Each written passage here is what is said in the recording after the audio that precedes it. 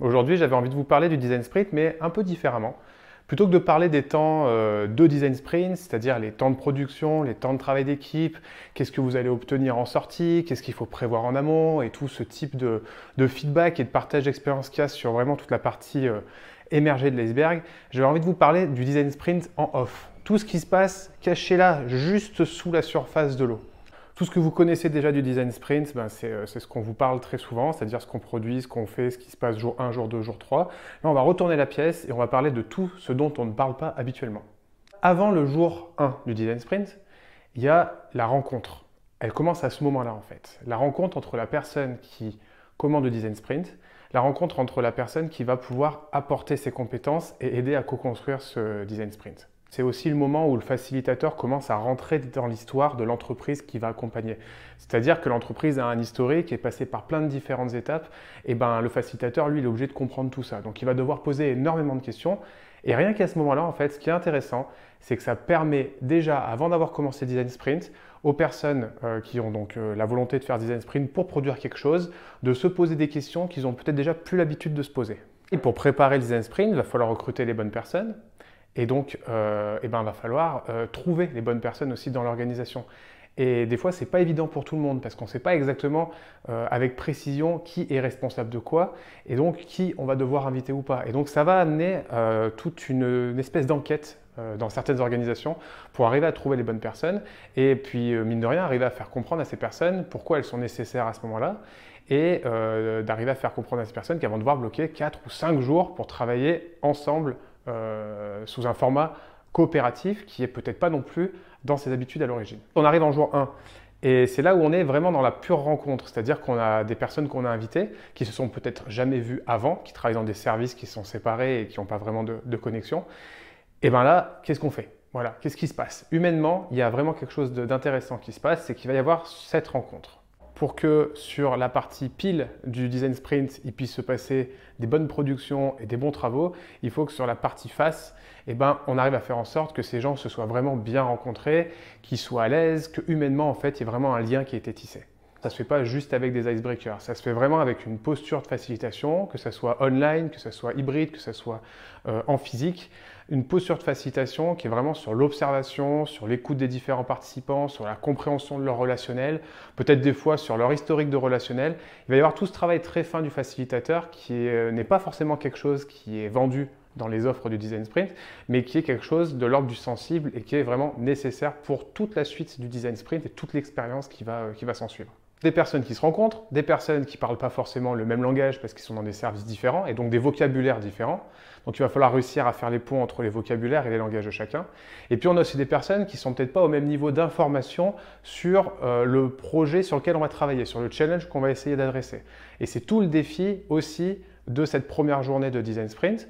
Que des fois on ne fait même pas dans une organisation, c'est-à-dire d'arriver à faire un bon onboarding de tous les participants et d'arriver à mettre tout le monde au même niveau d'information. Parfois, l'information est vraiment complètement éclatée dans une organisation. Là, le design sprint permet de faire ça aussi, un alignement en termes d'information de personnes qui viennent de plein de bords différents d'une organisation, ce qui permet de synchroniser en fait les différents services de l'organisation. On n'en parle pas forcément en design sprint, on ne le vend pas forcément, mais en réalité, c'est ce qui se passe. C'est un début d'alignement et de remise à niveau de tous les collaborateurs d'une organisation. Cet après-midi, quand on travaille sur les Oh Might We, on demande aux participants d'écrire des questions. C'est très rare quand on nous demande d'écrire des questions. Souvent, on va nous dire, tiens, il y a tel problème à tacler, il y a telle chose à développer, trouve-moi des solutions, commence à travailler dessus. Et souvent, c'est avec ce prérequis-là que les personnes commandent des design sprints. Ils veulent faire émerger des prototypes et tester pour avoir des solutions. Dans cette phase de questionnement de Oh Might We, ce qui est génial, c'est que ça amène les personnes à apprendre à poser des questions, à apprendre à raffiner des questions pour poser des meilleures questions et surtout aussi à rebondir sur les questions les uns et les autres et puis avec le Zen Voting, venir faire émerger les questions prioritaires qui semblent vraiment à adresser pour tout le monde. Pour l'alignement des équipes dans une organisation, on va essayer de poser un petit peu une vision, des valeurs, des lignes stratégiques. Là, le design sprint permet aussi de se dire quelles sont les questions qu'on doit se poser tous ensemble. Et le fait d'arriver à converger sur une, deux, trois questions vraiment majeures, ça montre quelque chose d'ultra important pour les différentes personnes qui sont présentes pendant le design sprint, mais qui vont aussi pouvoir apporter dans leurs différents services de se dire Ah, voilà, on sait en vérité quelles sont les grosses questions qu'il faut se poser tous ensemble pour faire avancer cette organisation dans la bonne direction. Pareil, souvent quand on doit faire en sorte de présenter ce sur quoi on doit travailler dans une organisation, comment est-ce qu'on va essayer d'adresser une problématique, comment est-ce qu'on va essayer de travailler en équipe, bah, les présentations sont sous forme de slides ou sont sous forme de tableau Excel pour des plannings ou des choses comme ça. On utilise très peu souvent la logique de la map ou de la visualisation en fait de processus de projet. Et ça, c'est un super exercice qui donc est nécessaire pendant le design sprint pour pouvoir définir la zone du parcours client ou la zone du parcours collaborateur ou le moment idéal dans l'expérience du produit ou du service qu'on est en train de créer. C'est nécessaire parce qu'ensuite, après, sur la journée 2, eh bien, on va sketcher pour trouver des solutions pour cette partie-là. Mais ce qui est ultra intéressant, c'est que cet objet map peut en fait être créé et utilisé au quotidien pour tout type de projet. Je vous donne un exemple complètement décalé. Récemment, j'accompagne une commune nouvelle, donc c'est la fusion de deux communes qui se marient. Ils n'avaient pas de vision très claire de comment est-ce que la commune fonctionne, les différents services, les différentes activités, les liens entre les services et activités nécessaires, le lien entre les politiques publiques et les services nécessaires pour faire vivre la commune.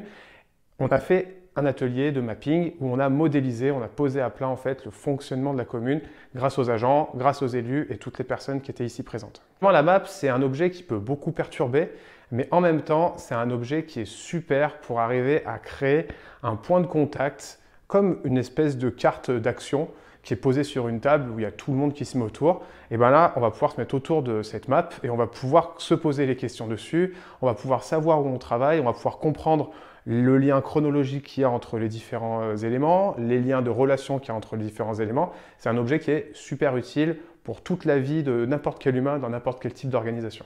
Un point aussi sur la dernière partie de la première journée, qui est le moment où en fait on priorise, on trouve la zone sur laquelle on va devoir travailler sur la map. Cet exercice est ultra utile, c'est-à-dire qu'en général, déjà, on ne va pas forcément prendre beaucoup de temps à se poser les questions. Et ensuite, on va avoir souvent beaucoup de mal dans les organisations à venir prioriser. Et donc, qu'est-ce qui se passe? Il y a beaucoup de choses qui doivent se faire au même niveau d'urgence ou beaucoup de stratégies qui doivent se déployer au même niveau avec les mêmes, on va dire, les mêmes deadlines ou les mêmes niveaux d'enjeu. Ce qui fait qu'en fait, il y a un flou artistique à se dire, mais en fait, par quoi il faut qu'on commence? Et donc, tout le monde va commencer un petit peu dans son coin sur différentes choses qui ne seront pas forcément alignées, qui ne vont pas forcément se nourrir les unes les autres. Et donc, on a une perte d'efficience qui est immense. Là, avec le design sprint, on apprend à prioriser et surtout on apprend la frustration de ne pas pouvoir travailler sur tout en même temps, mais de devoir se dire là, on a une équipe pendant encore 4 jours pour travailler focus sur ce qui semble le plus important pour nous là, aujourd'hui, maintenant. Et donc, on priorise et on ferme le scope sur ça et on va travailler vraiment sur quelque chose de très ciblé. Il y a aussi le off des temps off, c'est-à-dire que les repas ne sont pas anodins. Le repas du midi, c'est vraiment un temps qui est favorable à tisser vraiment ce lien de rencontre et à vraiment venir se connecter, se faire confiance pour que ça se passe bien pendant toute la semaine et au final que ça se passe bien aussi à la suite de la semaine, pendant toutes les interactions qu'auront ces différentes personnes de différents services de l'organisation. En général, ce que je fais en sorte de proposer au groupe, c'est 1h30 de pause sur le midi pour vraiment qu'il y ait le temps entre les transitions et 1 heure de vrais repas partagés, où là, je vais me mettre au milieu de tout le monde et quelque part faire de la facilitation, mais un peu déguisée, c'est-à-dire juste poser des questions un peu sur la vie de chacun. Et ça permet d'ouvrir un peu la conversation et de parler d'autres choses, mais en même temps de rentrer dans une dimension un peu plus intime qui permet au final de tisser des vrais liens humains, qui va favoriser la confiance et qui va favoriser le vrai travail de groupe par la suite. Le soir, important aussi, si c'est possible, de partager un petit bout de repas ensemble ou de partager un petit temps off après le temps de travail. Ça permet un petit peu de laisser échapper toute la tension qu'il y a pu avoir pendant la journée.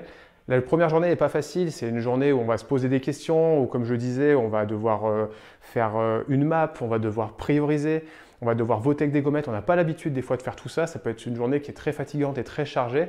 Là, le moment de décharge, le fait de le partager, de se dire un peu ce qu'on a ressenti et de s'ouvrir, ça finit de tisser le lien de cette première journée pour pouvoir ensuite bien rentrer dans la seconde journée. J'ai fini pour cette première journée, le off de la première journée du Design Sprint.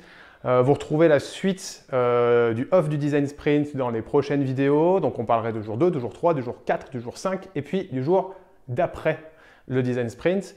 L'idée, c'est vraiment d'arriver à vous partager tout ce qui se passe dans le back-office du design sprint, de tout ce qui se passe chez les humains, dans l'expérience vraiment profonde qu'on vit pendant le design sprint, et pas seulement juste de ce qu'on produit, des outils, des méthodes qu'on utilise ou comment ça se passe pour les phases d'atelier. Il y a énormément de choses qui se passent autour, et donc cette série est là pour vous mettre un petit peu l'éclaircissement et le doigt là-dessus, et je pense que c'est ce qui peut aussi vous donner encore plus envie de vivre cette expérience du design sprint. On se retrouve dans la prochaine vidéo pour la journée 2.